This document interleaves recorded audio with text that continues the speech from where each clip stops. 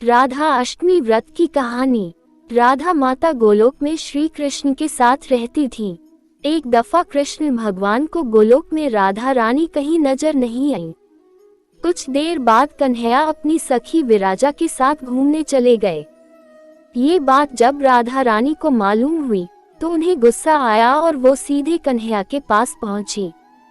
वहां पहुंचकर उन्होंने श्री कृष्ण को काफी भला बुरा कहा। राधा रानी का ये रवैया भगवान श्री कृष्ण के प्यारे मित्र श्रीदामा को बिल्कुल अच्छा नहीं लगा।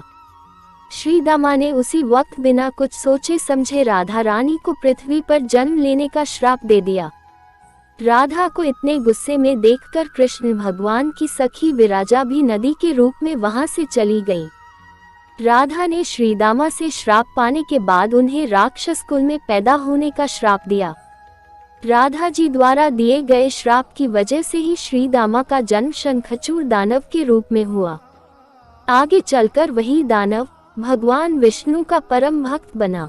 दूसरी तरफ राधा रानी ने पृथ्वी पर वृषभानु के घर पुत्री के रूप में जन्म लिया। राधा रानी का जन्म वृषभानु जी के घर तो हुआ, लेकिन उनकी पत्नी देवी कीर्ति के गर्भ से नहीं।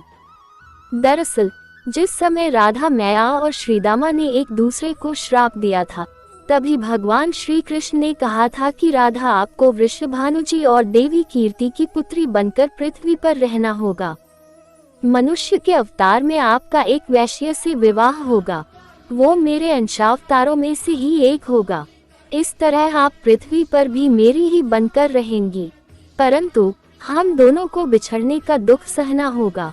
इसके बाद कृष्ण भगवान ने राधा जी को मनुष्य योनि के रूप में जन्म लेने की तैयारी करने के लिए कहा।